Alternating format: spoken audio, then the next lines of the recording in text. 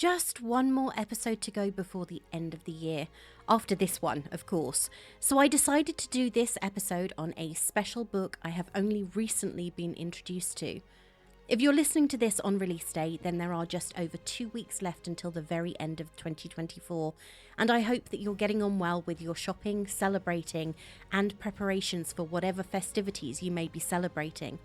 Anyway, less of my pointless rambles and on with the episode. Here I am, no spoilers, as opinion-filled as ever and ready to roll, all of which means it's time for the latest episode of Being Bookish.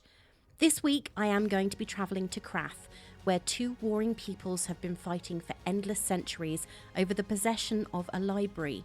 At the heart of this story is a young girl, Livera, who witnesses untold horrors before her life begins in the library city, courtesy of a generous and persistent benefactor. If you aren't familiar with my descriptions, then you're in for a treat. This week, I am venturing into The Book That Wouldn't Burn, the high fantasy 2023 creation from author Mark Lawrence. I'm your host Ray, self-confessed bookworm, introvert, hermit and long-term depression sufferer. Join me on my journey through my ever-growing to-be-read pile and enjoy the latest of my 100% spoiler-free book reviews.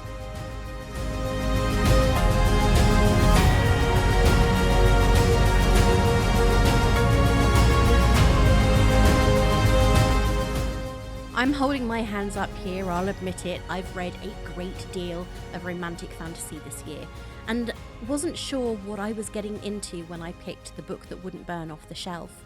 The edition I have is from HarperCollins' Locked Library, and while it is beautiful, I have learnt in recent months that a book's cover can be stunning while the contents don't seem to match. Was this going to be a case of the same? Whatever the discovery would end up being, it was a book I had committed to reading at the end of last year as part of my 24 books to read in 2024. So I picked it up and set about falling into the world that Mark Lawrence had created. The boy has lived his whole life trapped within a book-choked chamber older than empires and larger than cities. The girl has been plucked from the outskirts of civilization to be trained as a librarian, studying the mysteries of the great library at the heart of her kingdom. They were never supposed to meet, but in the library, they did. Their stories spiral around each other across worlds and time. This is a tale of truth and lies and hearts, and the blurring of one into another. A journey on which knowledge erodes certainty, and on which, though the pen may be mightier than the sword, blood will be spilled and cities burned. As with many of the other fantasy reads I have picked up of late, this book was a little bit on the chunkier side at just under 600 pages. The sequel is much shorter, though I have yet to pick it up, because I've been trying to work my way through the last few reads on my 24 for 24 list. In fact, I only have one more book to go, so I've almost reached my desired target. Now I just need to determine if I'm going to set myself a similar goal for 2025 or if I am going to be more organic in my reading options over the next 12 months. But that's for later. On with the story. After Sabbers destroy her village in the dust, Livera is rescued by a swordsman named Malar and brought to Crath City. Despite the city's prejudice against her heritage, she manages to gain the favour of Davris Ute, a high-ranking librarian who does everything he can to ensure he is educated with the more entitled in the city, in the library's depths. Livera soon discovers that library is a wonder filled with hidden and mysterious chambers, some of which can only be accessed by the automaton-like assistants that keep the library's secrets. Meanwhile, Ivar lives in an isolated library chamber with his adopted siblings. Each of them was trapped for decades inside the mechanism, becoming specialists in the subjects of the books they carried: psychology, assassination, warfare, and history. Ivar, however, has no memory of his book or his time within the mechanism. The siblings' lives are punctuated by periodic battles with escapes, dangerous manifestations from the mechanism. During one such encounter, Ivar discovers a book containing a cryptic note that instructs him to find me at the bottom. Following the note, Ivar dives into the library's well and enters the exchange, a nexus connecting libraries across worlds and times. There he meets a young Levira who has stumbled into the exchange through a portal in her library while on a mission from one of the many nobles who feel she is unworthy of the rights she has been afforded as a trainee. Though separated almost immediately, Ivar becomes determined to find her again. His journeys through other libraries and times expose him to moments of great violence, including the destruction of Kras City by Sabbers. Each time he returns to the exchange, he reunites with Levira, first as a teenager, then as an adult. As Levira rises through the ranks of her library, she delves into its forbidden history, seeks to understand the connection between the libraries, the mechanism, and her growing bond with Ivar. Their relationship deepens when they create a portal to an uninhabited Kras city of the past. Exploring the city, they share a moment of intimacy, only to discover the remains of a catastrophic chemical attack that killed both humans and Sabbers. It is during their exploration that Levira sees someone she thinks familiar, a young, slender child, all in white. Their discoveries in this Kras of the past bring a terrible truth to light, one which rocks the pair to their core. It is a truth that has been hidden from both of them for centuries, and revealing it to others could lead to devastation, as it has for both of their peoples for many generations before them. It is also what led them both to find each other.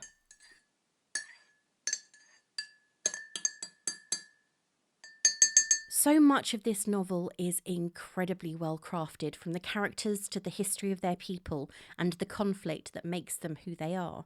But of course, I haven't told you the ending, because to do so would spoil everything. And I don't like to do that, as you know. So now I've told you about the book itself. What did other readers think of it? Ronaldo wasn't a fan of the book and found the story could have been culled by many chapters without it changing the story at all. He gave The Book That Wouldn't Burn a 1-star rating and said, "This book is a tedious read and incredibly boring. The characters are dull, there's a palpable lack of depth to them, rendering them forgettable. Worse, their motivations are weak, making it challenging to find any semblance of a connection or sympathy for their journey. The author's attempts at crafting intrigue and building mystery are, unfortunately, flawed. The frequent use of disjointed sentences at the end of paragraphs, presumably to add a sense of suspense, serve only to disrupt the reading experience. Instead of evoking curiosity, they lead to confusion, making one wonder if the narrative is suffering from a serious lack of editing. Pacing falters significantly and is the most glaring issue in the book. The initial 25% of the book drags on without any notable world building or progression. It's as if this quarter of the book serves little to no purpose, and, given the poor world building, might even be better off omitted. Filled with redundant sections and lacking any meaningful world building, one could potentially skip this entire section without losing much. The poor pacing only adds to the overall frustration, making the reading experience more of a chore than a pleasure. Chapter 4 stands out as a prime example of the book's flaws. It encapsulates everything wrong with the narrative, showcasing weak writing, lack of coherence, and misplaced attempts at suspense. The lore, which often serves as a backbone for such stories, is equally uninspiring. It fails to provide a rich backdrop against which the story can unfold, further contributing to the book's underwhelming nature. One might hope that, as the story progresses, the narrative tightens and finds its footing. Many reviews on this platform hinted at a redeeming conclusion, a payoff that might justify pushing through the earlier frustrations, but any such payoff is glaringly absent. The climax and conclusion of the story don't make the preceding slog worthwhile. In conclusion, I find it hard to recommend this book to any reader. The 1-star rating is an expression of disappointment and regret for the time spent reading this book, hoping for a turn that never came." All I can say to that really is eloquent but harsh. Though not quite as giving as from Blood and Ash when it comes to the good and bad reviews, the number of readers is pretty considerable for The Book That Wouldn't Burn. On Goodreads, the overall rating for the book is 4.02, and on Storygraph, it's actually a little higher at 4.04. And I have to say that this has surprised me quite a lot, as usually Storygraph ratings tend to be a little lower than their Goodreads counterparts due to the amount of detail that they allow, and the fact that you can give a book a quarter-star score. I'm admittedly loving this particular aspect of that app. The Book That Wouldn't Burn was released in May 2023, with the sequel, The Book That Broke the World, coming out 12 months later. That one is still on my shelf and may end up in my possible 25 for 25 if I do it. As a high fantasy release rather than the more popular romantic fantasy, it hasn't garnered as many reviews, positive or negative, as books within that other genre. However, it's still garnered more than other books I have read this year. At present, it has 25,560 ratings and 4,516 written reviews. Of that pool, 72% or 19,578 readers gave it a positive 4 or 5 star rating, while at the other end of the spectrum, because you always have to talk about it, 6% or 1,980, 1980, good year, of reviewers didn't enjoy The Book That Wouldn't Burn and gave it a 1 or 2 star review. A mysterious 4% of readers either didn't rate the book or have, strangely, been excluded from the Goodreads totals. I've noticed this happening a little more frequently of late. Perhaps they need to add in a DNF or 0 stars option in their lists so things add up properly. James is a fan of Mark Lawrence's previous work and has a great deal to say about the book. He gave a 5-star review and said, "Evar is a young gentleman who resides within a section of the behemothik library that is the setting of a huge proportion of The Book That Wouldn't Burn. He lives alongside his peculiar family, a soldier, an assistant, and his brothers and sisters. Each of his adopted siblings has a particular area of expertise, be it philosophy, history, warfare, or assassination. Although, like the reader, the family is not aware of how these skill sets can be used to their fullest potential when they cannot leave their dwelling. Evar, unfortunately, has no special area or abilities that he has mastered, that he can remember, and has to resort to being the second best in all of the proficiencies mentioned above. Livera, whose name means weed, is a stubborn and inquisitive young child when the book commences. She lives in a settlement within the dust outside of the city of Crass walls. These desert villages are a dangerous place to occupy, with harsh environments that include dust bears, dust storms, and there is the threat of sabbers, the dog-like race that are imposing, agile, and despise humans. The Book That Wouldn't Burn is the 11th Mark Lawrence book that I have read, and unless I am mistaken, it is the first novel he has written where we follow 2 point-of-view perspectives, those indicated above. Both viewpoints are intriguing to follow as the mysteries of Crath, the dust, the Grand Library, and the wider world are unravelled to the reader. Evar and Livera are immensely likeable too, and deliver frequent, well-crafted moments of humour and wit. Furthermore, through their thoughts, we are presented with views on a sizable and varied dramatis personae. Honourable mentions for supporting characters go to the librarian Ute, the soldier Malar, vengeance-driven Clovis, and Wentworth the humongous cat. The Book That Wouldn't Burn has a tendency to be thrilling and slickly paced, sprinkled with unforeseeable twists and some romantic undercurrents. In addition, it presents a clever, almost science-based magic system that has clear rules and consistency. Elements such as ghosts, time travel, world hopping, library beings that may transcend time, and a book that will not burn will give an idea of some of the concepts featured here.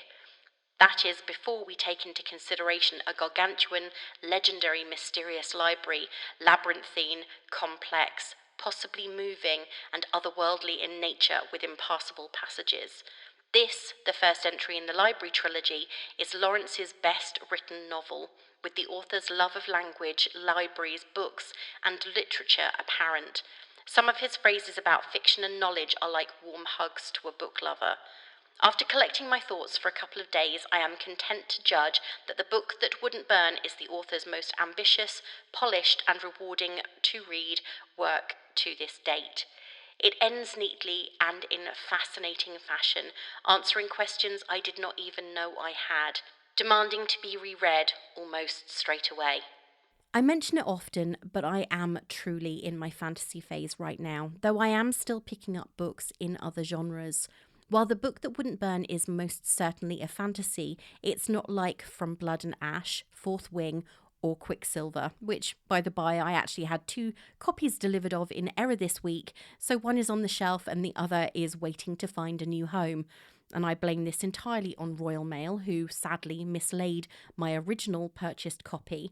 And I have to say a huge thank you to Waterstones, who immediately rectified the error. They both ended up arriving on the same day. This book found a great deal of popularity on Bookstagram, more so because of the beautiful collector cover that it received as part of HarperCollins' Locked Library collection, and there is no denying that it is stunning. I am eagerly awaiting the day they announce the final book in the series so I can complete my set. So, what was the book like beneath the sprayed edges, end papers, and naked hardcover?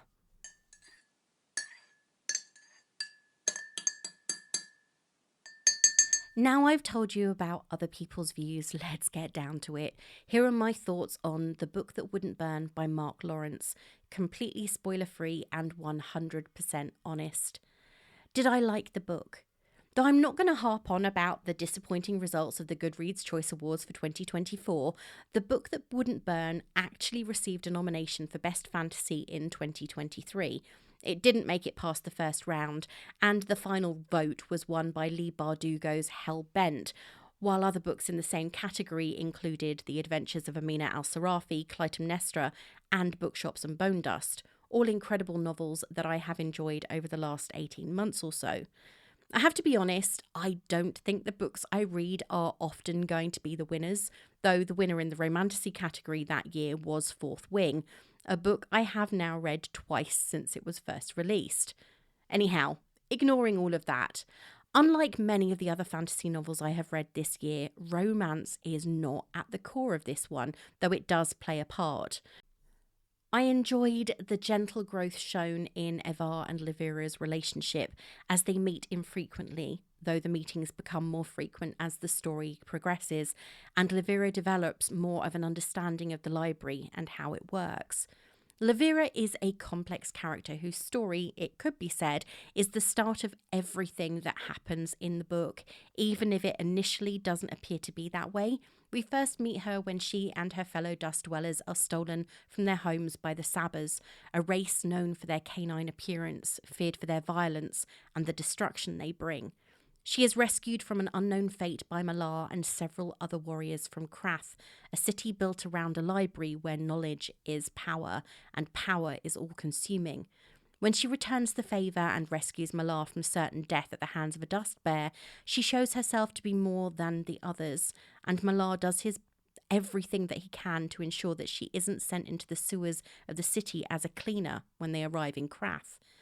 It would be easy to classify Livira as a Mary Sue, or something like it, for as soon as she arrives in Krath, she not only threatens a head librarian, Ute, who ends up being fascinated by her, but she makes an enemy in the power-hungry Lord Algar, who believes himself to be above a dust dweller, judging Livira not for what she could be, but for what she currently is. Luckily, Ute is not deterred from ensuring that Livira is given a place in the library, however reluctant the assessors are to award it.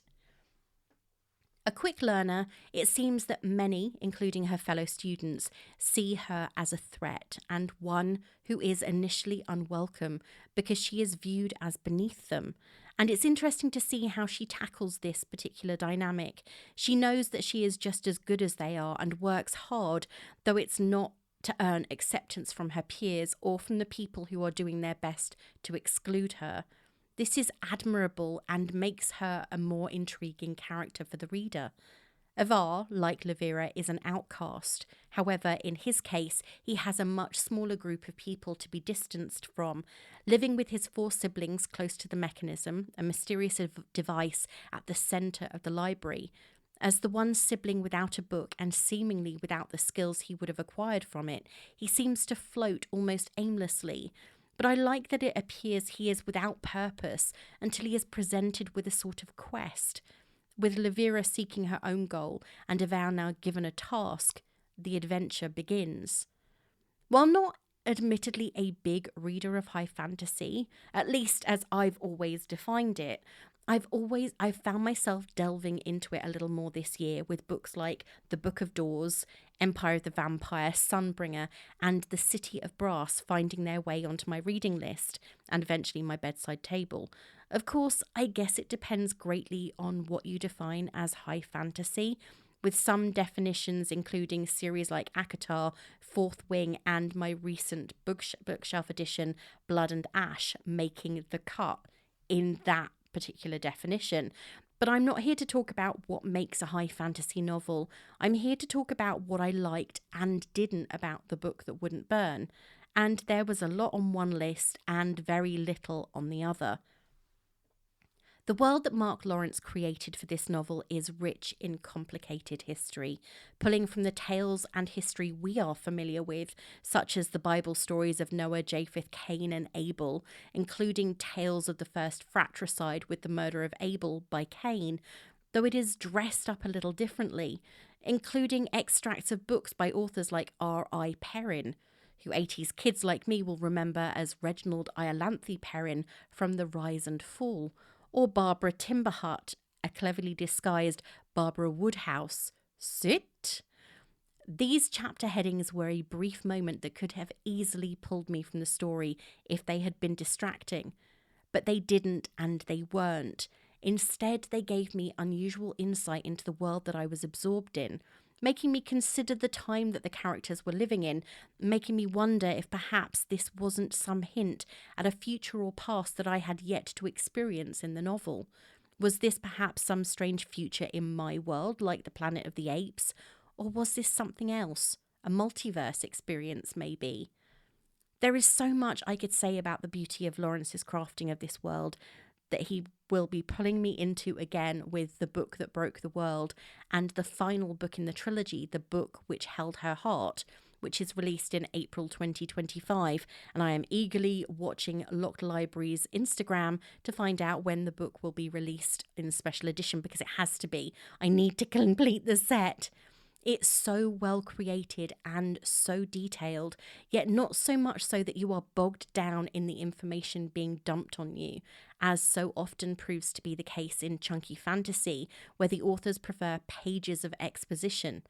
Honestly, I prefer it when some of it is hinted at or alluded to, because a massive info dump is not my preferred method of figuring out what is happening behind the scenes. The world that has been built, the city, the library, the history, is so close to our own, yet also so different, that I just want to get to know more, venture more into the archives, and read more about it, just as Levira and the other librarians have done, and continue to do as the book reaches its climax. There are so many villains in this story, but it starts and ends with the Sabbers, and oh boy, if there isn't a massive misunderstanding there just waiting to happen, then I don't know my alphabet. From the very beginning, it's made clear that the Sabbers are the baddies, the evildoers who take people from their beds and kill them or keep them as slaves. They are the ones children are brought up to fear. But what if they're not? That's the biggest question, I think, at the core of this book. What if the Sabbers aren't the bad guy? What if they aren't this canine-looking species that everyone has been taught to run from and ask questions never? What if it's all a misunderstanding of linguistics, translation gone wrong? Levira's life has been forever changed by a band of ruthless Sabbers, her mind filled with their features and the horrors they are capable of. But what if it is a case of the enemy of my enemy is my friend? Interesting consideration, right? This is a question that is asked, but you will need to find the answer for yourself. Needless to say, if I haven't already made it obvious, I enjoyed this book. It is one of my very few, I think there's 8 5-star reads of 2024, and I cannot wait to read the next one once The Wolf Den is off my list and on the red pile. Themes that make the book. There are so many themes that go towards the complex makeup of this novel that going into every single one of them would make this a marathon episode rather than a commute one. And the last thing I want to do is move into psychoanalysis. The fact that The Book That Wouldn't Burn is based in a library is probably the central theme of this book, highlighting the power and danger of knowledge. Attributed to Sir Francis Bacon, the aphorism is scientia potentia est. As the book goes on, we discover that this is truly the case in Crass City and environs. The library itself is a repository of all human knowledge, a building that continues to grow until it's all-consuming, yet only those with the power have access to its hallways. Throughout the novel, we get to see how knowledge can build and destroy, highlighted by the introduction of fire sticks and how, over time, the characters observe their dangerous development into deadly guns. And of course, when Levira and Avar travel to an alternate time and witness the destruction caused by chemical warfare, indicating that progress had, at some point, reached even more advanced levels than the people in the city currently enjoy. Though I am going to try and give no massive spoilers here, one of the most important messages in the book is about the cyclical nature of violence. I've already mentioned the Sabbers and how their presence in Levira's life was both horrifying and terrifying.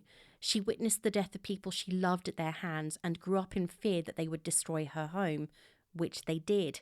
However, Clovis, one of Ivar's siblings in the mechanism, had these same fears, though she grew up in a different time and space, and hers were of people just like Levira.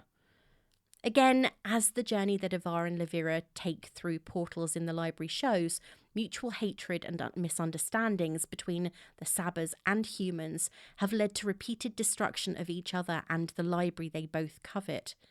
The cycle is never ending, yet neither truly understands that they are essentially fighting a battle that they are destined to never really win. Without looking at the book in too much analytical detail, the themes are numerous and the plot is intricate because of this. I know that it certainly gave me a lot to think about, especially after the twist in the tale was revealed and everything started to get even clearer, but I will leave you to read that for yourselves. If you have read it, what did you think? If you're looking for something like this or you loved this and want something else, then you'll love these. As always, there are so many fantasy novels that I could recommend to you, and often have, from the House of the Dead duology to the Fallen Gods trilogy, and those recommendations still stand. Of course, if you're looking for something else, then maybe the tome that is Empire of the Vampire by Jay Kristoff, The Adventures of Amina al-Sarafi, or the Daevabad series by Shannon Chakraborty, or the Celestial Kingdom series by Sue Lin Tan are books for you to check out.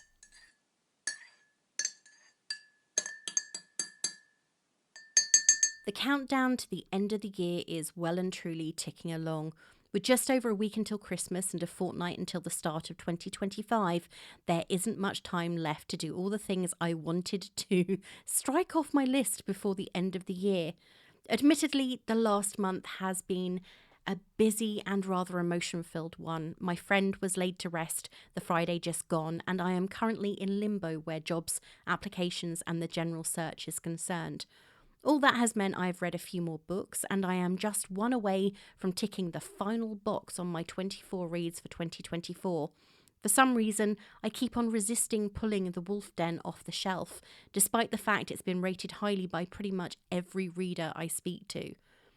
This week, we're having a book club meetup, though sadly not all of us can make it due to location, but it will be nice to meet in person rather than virtually to talk about our December read and plan for the new year.